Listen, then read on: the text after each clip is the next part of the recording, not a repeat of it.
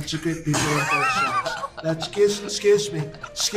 Fake reviews. Melania just sat there, completely stunned, as Jamie Foxx obliterated Donald Trump with an impression so spot on, it practically rewrote reality.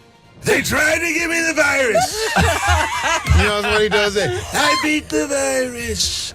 His flawless expressions, tiny hand gestures, and perfect pout sent the internet into a full-blown frenzy, while Trump, he's losing his mind, furiously tweeting like it's his final campaign rally. I love her. Have you ever seen his She's rock? African. I love her hair. Can we? She's African. I love her his. hair. I love his sweater. He's got a great sweater. Jamie Foxx just did what no one else dared to do. He completely annihilated Donald Trump with an impression so perfect, so dead on, that even Trump's own supporters had to do a double take. The man wasn't just mimicking Trump, he became Trump. There's a lot of great people on both sides. Lots of great people on both sides. I know Harry. He's a great person. He couldn't vote for me at the time. Now he can vote for me once he gets out. The pursed lips, the squint, the tiny hand gestures, Fox had it all locked in. You could practically see the orange spray tan forming on his face in real time. Social media went into absolute meltdown mode. Twitter was on fire, TikTok couldn't keep up, and YouTube turned into a non-stop Fox-Trump comparison channel. It was that good. Look out for They you. tried to give me the virus. I beat the virus. I said they tried to give him the virus. Like, who is they? And the motherfucker said, I beat the virus. They were like, fuck yeah! Even comedian Alonzo Bodden had to weigh in, dropping the most brutal line of them all. Not all Trump supporters are racist, but all racists are Trump supporters.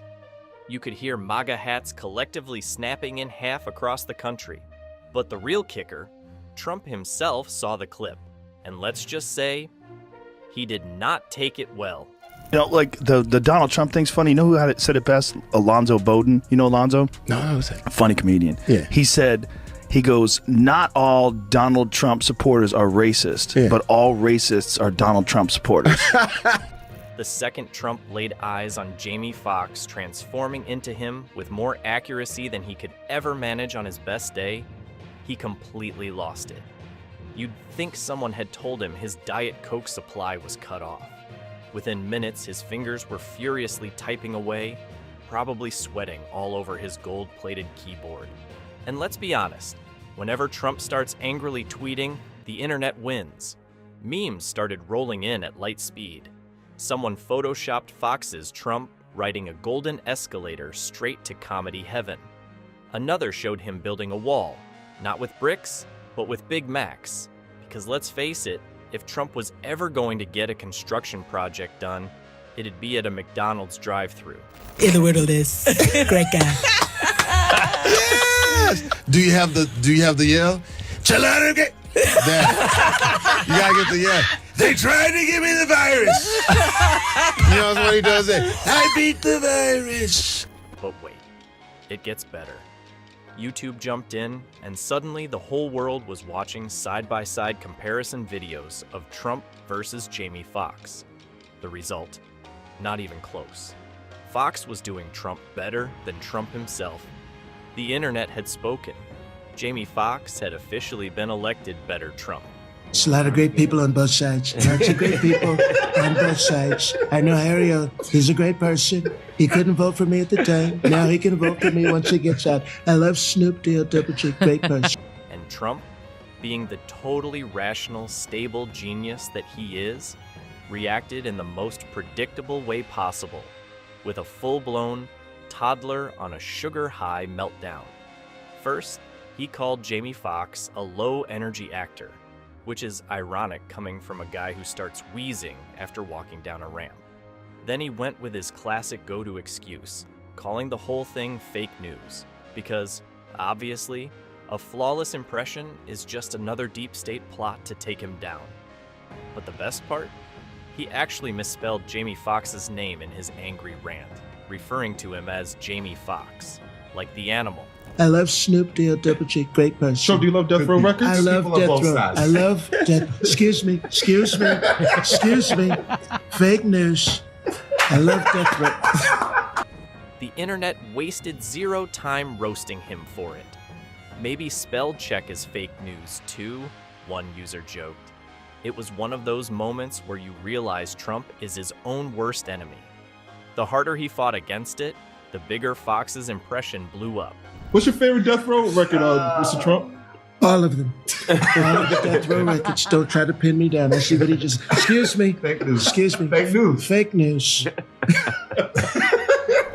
And then the late night hosts saw what was happening and said, "Oh, this is Christmas." Stephen Colbert wasted no time and staged a satellite interview with Fox's Trump. And the nonsense that came out of it was peak Trump. Fox's Trump claimed he invented interviews, said satellites were inspired by his tremendous hair, and insisted that nobody respects satellites more than he does. Even Colbert himself couldn't hold it together. Damn, man, they ran up on stage on me. I was incensed. Pow, nigga. Thank you for Jamie Foxx. If you're ever in trouble, Jamie Foxx will show up with a sheriff. All the other comedians just stood there. Jimmy Kimmel wasn't about to sit this one out either. He pulled out the big guns and staged an ultimate Trump-off between Jamie Foxx and Alec Baldwin, both fighting to see who could out-Trump the other. And let's be real, Fox had this thing on lock. Baldwin was good, but Fox was Trump. He threw out the signature line, excuse me, fake news. And it was so perfect that if you closed your eyes, you'd think Trump had busted into the studio. The audience was crying with laughter because at this point, Fox's Trump sounded more like Trump than Trump actually does. Excuse me. Fake news. I love Death Row. And then, because the internet never lets a good joke die, TikTok jumped in. Suddenly, everyone was doing Fox's version of Trump, throwing in exaggerated head bobbing, finger pointing, and rally dance moves. The best part? People mashed up the impression with actual Trump speeches, so it looked like Trump was busting out EDM dance moves to his own nonsense. And let's not forget Melania in all of this. You just know she saw Trump flipping out over this and thought, I married an orange baby. But did she care? Absolutely not. If anything, she was probably relieved that for once, Trump's humiliation had nothing to do with her. Let's be real, Melania has checked out. Her mind left that marriage back in 2016. She's sipping champagne somewhere, watching the drama unfold like a season finale of Real Housewives. White House edition. By the way, does he ever sleep? He doesn't sleep much. He does, of course. Does he wear needs pajamas? to. No. No. What does he wear when he sleeps, Melania? Well, one of the things... CNN analysts saw Jamie Foxx's impression and decided it was time to break out their serious investigative journalism mode. Because clearly, this was now a matter of national security. Suddenly, Fox's hand gestures, voice cadence, and facial expressions were being dissected like they were clues in some classified CIA briefing. One expert even had the nerve to claim that Fox's raised pinky when saying China was a subtle commentary on US-China relations. Sir, it's a comedy impression, not a presidential debate.